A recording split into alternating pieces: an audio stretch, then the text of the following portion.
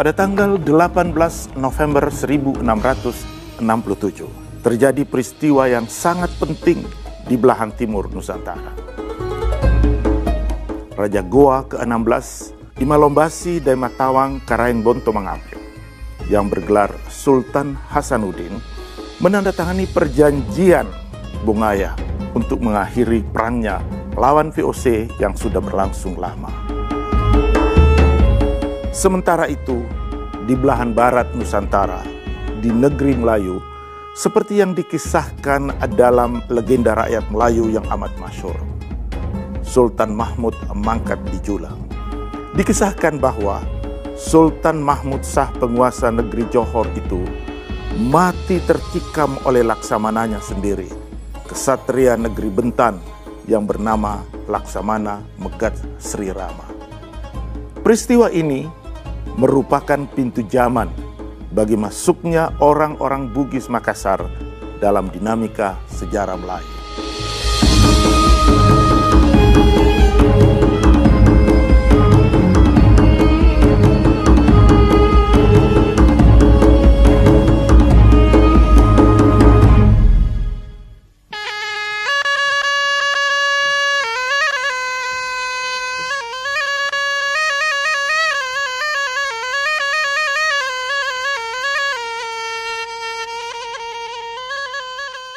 Saya adalah pemuda asal Bugis Makassar.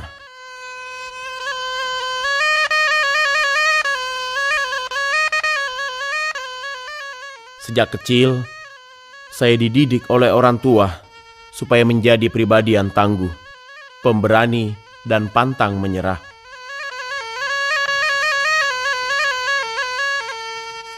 Menjadi pribadi yang tangguh ini juga sesuai dengan karakter nenek moyang saya.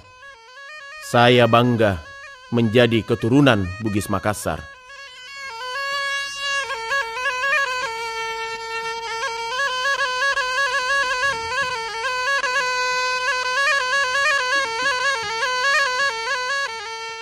Pada tahun 1667, Kerajaan Goa yang biasa juga disebut dengan Kerajaan Makassar kalah dalam perang melawan VOC. Akibat dari kekalahan itu, Kerajaan Goa harus menandatangani perjanjian yang disebut dengan Perjanjian Bongaya.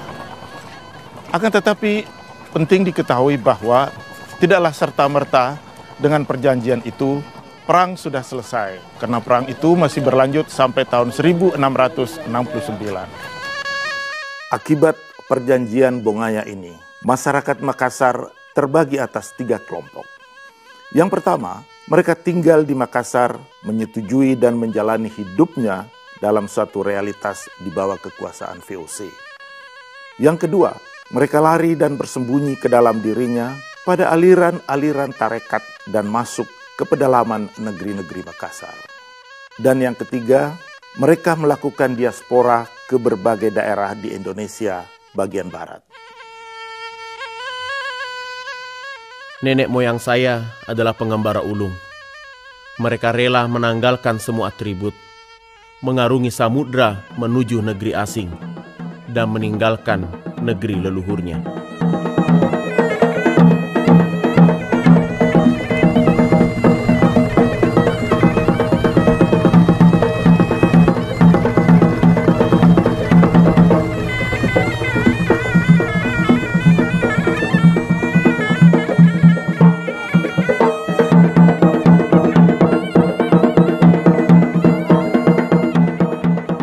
Salah satu kelompok migrasi yang sangat penting yang melakukan diaspora ketika itu ialah Opu 5 bersaudara dari negeri Luwu. Opu 5 bersaudara dari Luwu ini, yang pertama adalah Opu Deng Parani, kemudian yang kedua Opu Deng Menambun, yang ketiga Opu Deng Merewa, yang keempat Opu Deng Celak, dan yang kelima adalah Opu Deng Kamasi. Mereka kemudian melakukan diaspora dan bermukim di Indonesia bahagian barat dan mengambil tempat di Bengkalis. Orang-orang Bugis Makassar membangun perkampungan di Bengkalis dan menjadikan Opu 5 bersaudara sebagai patron bagi semua orang-orang Bugis yang ada di kawasan itu. orang-orang Bugis Makassar menguasai daerah-daerah pesisir Sumatera bagian timur hingga pesisir selatan Sumatera. Di tempat-tempat seperti inilah orang-orang Bugis Makassar membangun pemukiman-pemukiman dan berdomisili di tempat itu. Mereka melakukan berbagai kegiatan-kegiatan ekonomi dan masuk dalam struktur kekuasaan dalam kehidupan kerajaan yang berada di Indonesia bagian barat.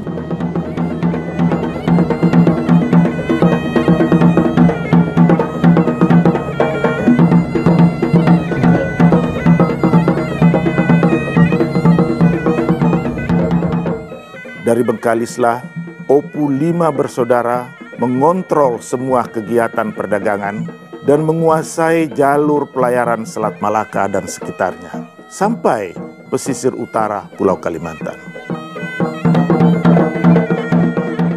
Beberapa sumber menyebutkan bahwa Opu 5 bersaudara adalah wira samudera yang sangat disegani di kawasan itu. Tidak hanya oleh para migrasi, tidak hanya oleh para pedagang dan pelaut, tetapi juga oleh Lanun yang oleh orang barat disebut bajak laut. Berbagai kerajaan di kawasan itu, khususnya kerajaan-kerajaan Melayu, meminta jasa perlindungan untuk melakukan pengamanan terhadap kerajaan mereka di daerah-daerah kerajaan Melayu.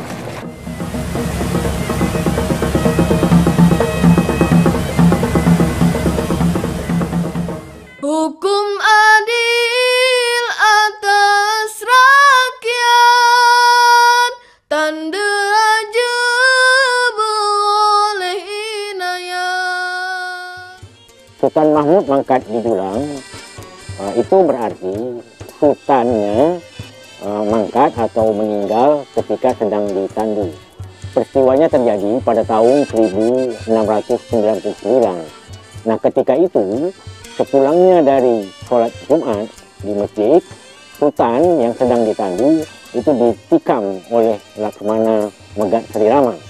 Laksamana Megat Sri Rama menaruh dendam karena Sultan Mahmud menghukum mati istri beliau, yaitu Dang Anong, ketika istri beliau mengandung atau hamil anak pertama.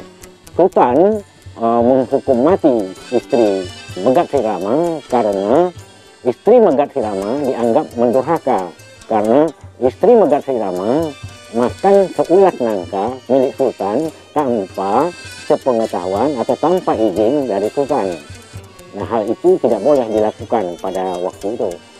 Oleh Megat Sri Rama yang sudah berbakti sedemikian rupa terhadap kerajaan, terhadap Sultan, dianggapnya hukum yang diberikan oleh Sultan itu terlalu kejam.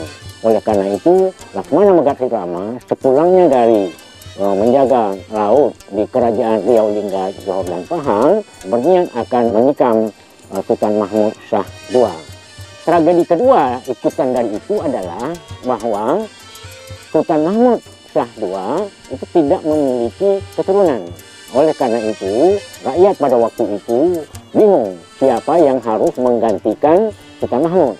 Nah, sesuai dengan adat yang berlaku pada waktu itu, maka jabatan yang setingkat di bawah Sultan, dalam hal ini bendahara, itulah yang menjadi Sultan. Maka naiklah Bendahara Abdul Jalil menjadi Sultan, bergelar Sultan Abdul Jalil Riayat Shah II. Setelah memerintah sekian lama, 20 tahun lamanya, tiba-tiba muncul seseorang yang dikenal dengan nama Raja Kecil atau Raja Kecil. Raja Kecil mengaku bahwa beliau adalah keturunan dari Sultan Mahmud mangkat di Dulang. Berbagai cara yang dilakukan oleh Raja Kecil supaya mendapatkan tahta kerajaan Riau Lingga, Johor dan Pahang yang waktu itu berpusat di Johor Lama.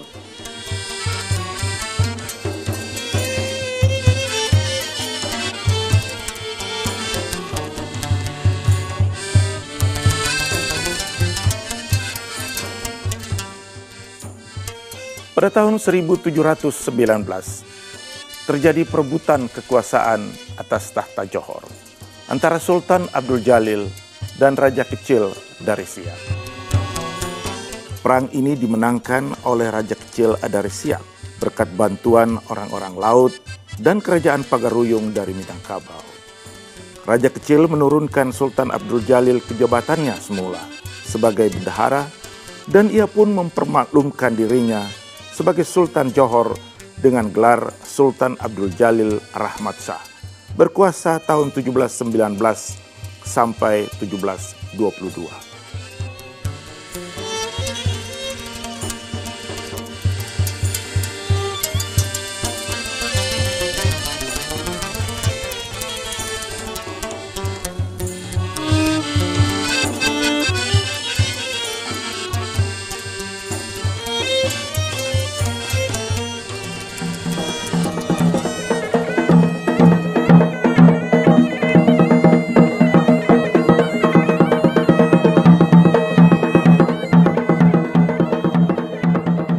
Tak lama setelah kekuasaan Sultan Abdul Jalil direbut oleh raja kecil dari Siak, Sultan Abdul Jalil beserta anaknya, putra-putrinya meninggalkan Johor. Dalam perjalanan Sultan Abdul Jalil dibunuh. Kemudian Tengku Sulaiman menemui Opu 5 bersaudara di Bengkalis. Di sanalah Tengku Sulaiman meminta kepada para Opu agar mereka bersedia mengembalikan tahta Kesultanan Johor kepada mereka. Pada pertemuan yang bersejarah itu, seperti yang diriwayatkan dalam buku Tufa Nafis, Tengku Tengah, adik dari Tengku Sulaiman, menyampaikan hasratnya. Ia katakan, "Hai Raja Bugis, jika Tuan mau bekerja sama dengan kami untuk membuang aib malu yang tercoreng di mukaku, aku akan menjadi hambamu dan bulat-bulat menyerahkan diri dalam kekuasaanmu, seperti nasi yang Tuan kunyah itu, dan akan menurut segala keinginanmu." Pada perebutan kekuasaan ini menjadi satu tema yang sangat panjang dalam sejarah Melayu antara perang raja kecil dan orang-orang Bugis, terutama yang diketuai oleh 5 Opu bersaudara ini. Ketika kekuasaan Sultan Abdul Jalil dijatuhkan dan Opu bersaudara kembali mendudukkan Tengku Sulaiman menjadi Sultan Johor, maka terjadilah satu pemenuhan janji ketika mereka bertemu, ialah bahwa ada pembahagian kekuasaan antara Melayu dan Bugis. Ini menjadi dasar kerjasama kesepakatan antara Bugis dan Melayu. Atas dasar itulah, maka Opu Daeng Parani bersaudara mengumpulkan kekuatan dan memobilisasi satu armada yang besar untuk merebut Johor. Setelah Johor direbut, Tengku Sulaiman didudukkan sebagai yang di Pertuan Besar negeri Johor, Riau, Lingga, dan Pahang. Dan kemudian dari kesepakatan itu diangkatlah salah satu dari Opu 5 bersaudara menjadi yang di Pertuan Muda. Pada tanggal 4 Oktober 1722, di istana yang ditinggalkan Raja Kecil Siak, Tengku Sulaiman dilantik sebagai Sultan Kemaharajaan Melayu dengan gelar Sultan Sulaiman Badrul Alam Shah. Sejak itulah Kemaharajaan Melayu meliputi Riau, Johor, Pahang, dan Lingga, serta seluruh daerah takluknya. Ketika itu pula, Opu Daeng Marewa mencabut alameng, pedang pendeknya, pusaka yang dibawanya dari negeri Bugis, sembari berteriak dengan lantang, "Barang tahu kiranya segala anak-anak Bugis dan Melayu, maka adalah hari ini Sultan Sulaiman bergelar Sultan Sulaiman Badrul Alam Shah menjadi raja yang di Pertuan Besar memerintah Johor, Riau, Pahang, dan Lingga dengan segala daerah takluknya."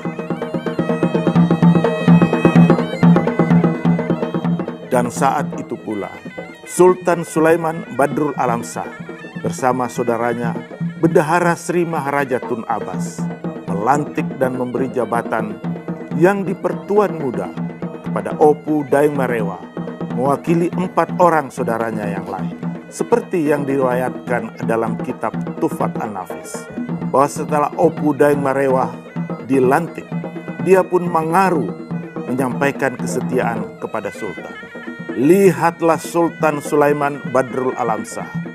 Akulah yang di pertuan muda memerintah kerajaanmu. Lihatlah Sultan Sulaiman Badrul Alamsyah. Akulah yang di pertuan muda memerintah kerajaanmu. Barang yang aku dan engkau tidak suka melintang di hadapanmu, maka aku bujurkan. Barang yang semak berduri di hadapanmu, aku cucikan. Selanjutnya jabatan yang di pertuan muda menjadi hak orang Bugis turun-temurun secara permanen. Seperti yang dikatakan pula dalam kitab Tuhfat Al-Nafis, bahwa sumpah Bugis Melayu mengikat anak cucu mereka kedua belah pihak atas tanggung jawabnya membangun kemaharajaan Melayu bersama-sama.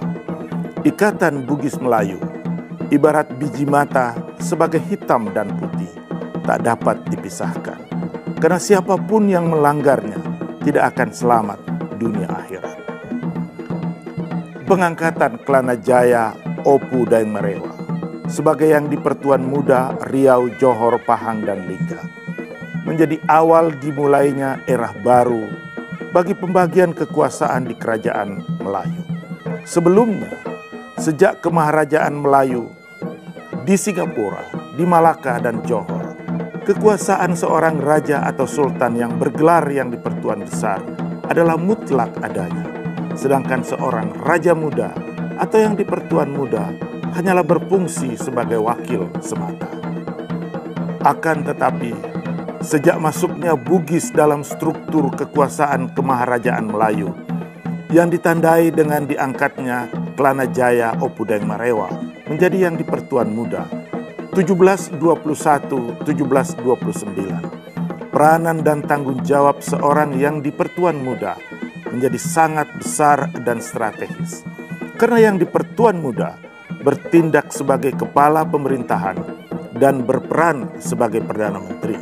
Sementara Sultan atau yang di pertuan besar lebih berfungsi sebagai simbol negara.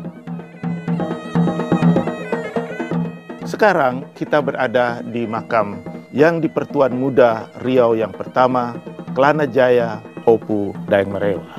Inilah yang di pertuan muda Riau, Johor, Lingga yang pertama sebagai wujud kesepakatan antara Melayu dan Bugis di dalam perjalanan sejarah Melayu kemudian.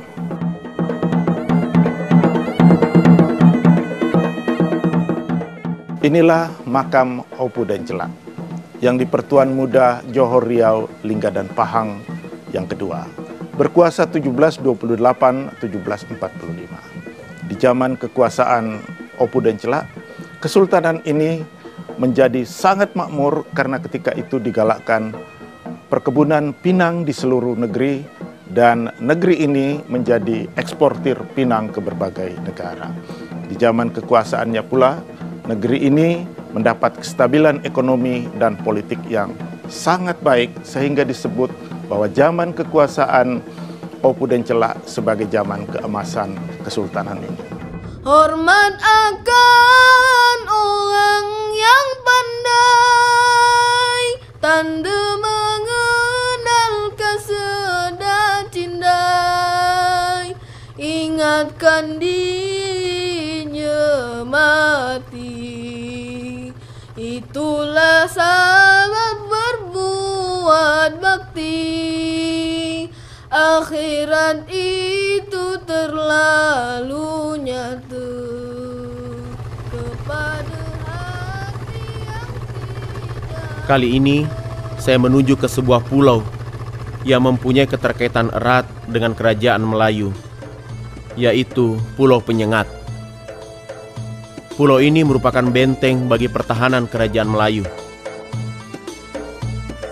Pulau Mungil di muara Sungai Riau ini sudah lama dikenal oleh para pelaut sejak berabad-abad yang lalu, karena menjadi tempat persinggahan untuk mengambil air tawar yang banyak tersedia di pulau ini.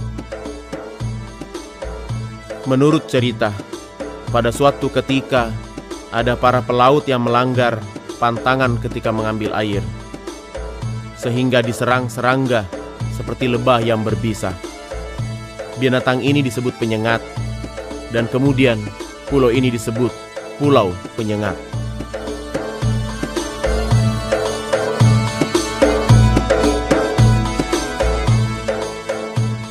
Keterkaitan Pulau Penyengat dengan Kerajaan Melayu tentulah tidak bisa dilepas dari perjalanan Kerajaan Melayu Bintan abad ke-11.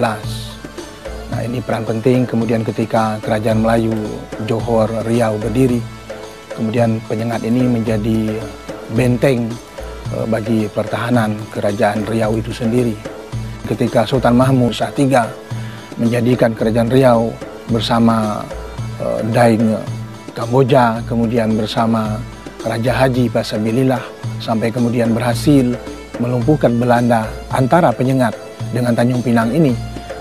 Kemudian selepas itu Sultan Mahmud berundur untuk menjaga kedaulatan dan kemerdekaan negeri Kerajaan Melayu Riau, Johor, dan Pahang.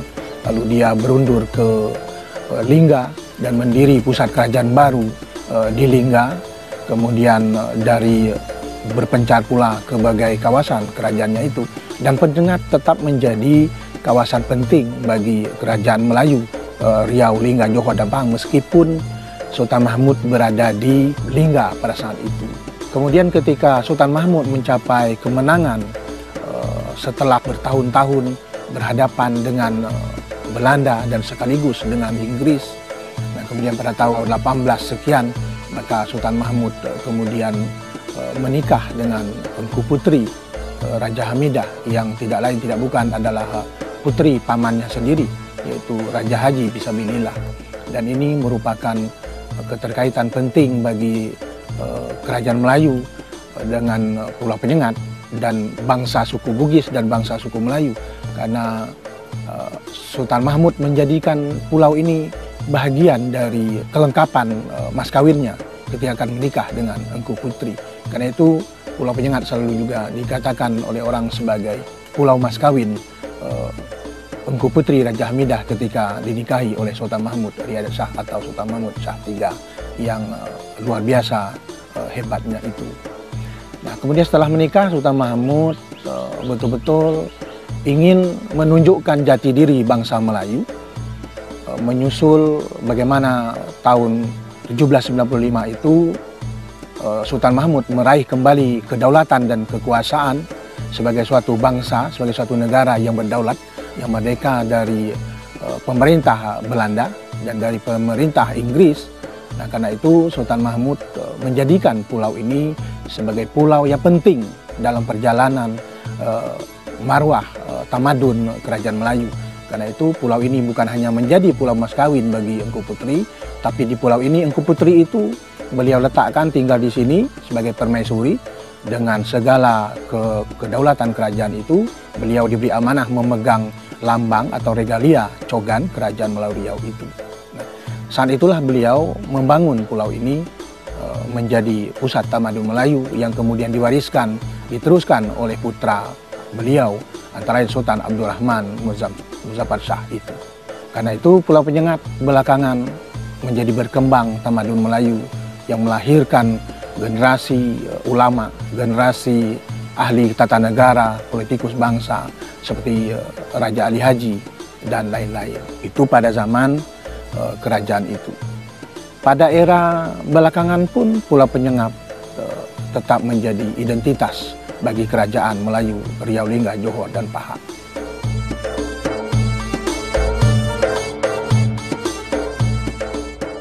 Ketika Sultan Mahmud menjadikan pulau ini sebagai salah satu pusat kerajaan Melayu Riau, Johor, Pahang, dan Lingga, dan dia beri amanah kepada permaisurinya Engku Putri Raja Hamidah untuk memegang kekuasaan di sini. Ini dengan otomatis dengan sendirinya bahwa ini menjadi ikon, menjadi simbol kepastian bersatunya Melayu dengan Bugis. Ikatan politik antara Bugis Melayu tidak hanya terwujud dalam mekanisme kekuasaan, tetapi lebih dari itu, keduanya terikat dalam hubungan kekerabatan melalui perkawinan. Opu Daeng Parani menikah dengan Tengku Tengah, putri Sultan Abdul Jalil Riayat Shah. Kelak keturunannya menjadi penguasa-penguasa di Johor. Opu Deng Parani juga menikah dengan saudari yang di Pertuan Negeri Kedah. Anak keturunannya kelak memerintah negeri Kedah. Sementara sebelumnya, Opu Deng Parani juga menikah dengan putri Nahoda Alang dari Siantan. Perkawinan ini melahirkan Opu Deng Kamboja yang kelak keturunannya menjadi penguasa di Kesultanan Selangor. Opu Deng Menambun menikah dengan putri Kesuma, anak putri Raja Matan. Kelak keturunannya menjadi raja-raja di Kesultanan Mampawa. Kelana Jaya Opu Deng Marewa menikah dengan Enci Ayu, putri Temenggung Johor Abdul Jamal. Kelak keturunannya menjadi penguasa di banyak negeri-negeri Melayu. Opu Deng Celak menikah dengan Tengku Mandak, adik Sultan Sulaiman Badrul Alamsyah. Kelak keturunannya menjadi penguasa di Selangor dan di banyak negeri-negeri Melayu. Opu Deng Kemasi yang bergelar Pangeran Mangkubumi menikah dengan Raden Tengah, adik Sultan Sambas. Kelak keturunannya menjadi penguasa di negeri Sambas.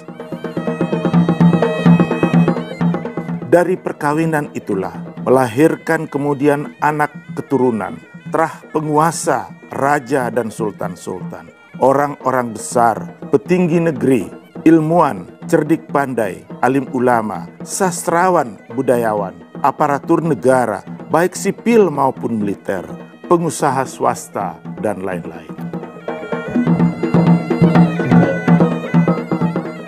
Di Johor, di Selangor, di Kedah, Pahang, Perak, Melaka, Kelantan, dan banyak lagi.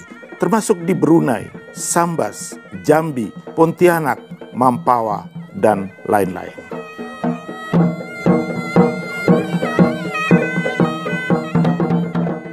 Sesungguhnya diaspora Bugis Makassar tidak hanya menyebar di negeri-negeri kemaharajaan Melayu, tetapi juga di Aceh selama lebih kurang 264 tahun lamanya.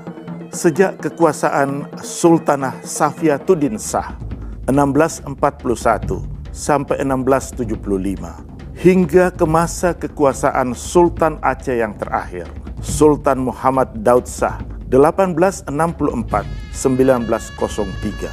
Selama lebih kurang 100 tahun lamanya, Kesultanan Aceh diperintah oleh sultan-sultan berdarah Bugis. Hingga dalam sejarah Aceh disebut Sultan-Sultan Aceh dinasti Bugis.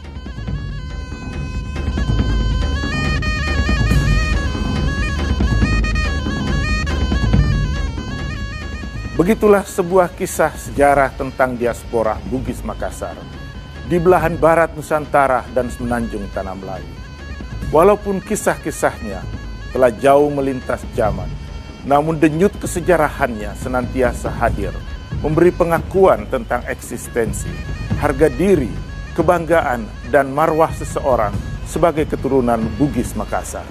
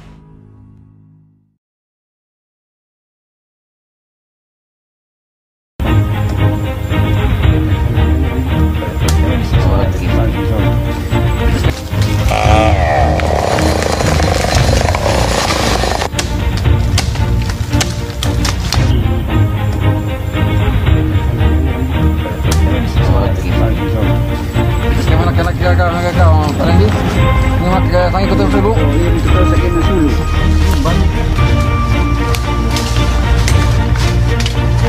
Hah? Ada apa ya, Pak? Ya, Pak Ade.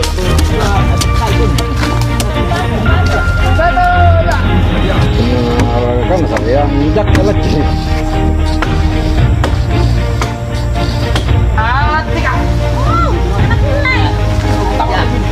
Jangan aku tiba.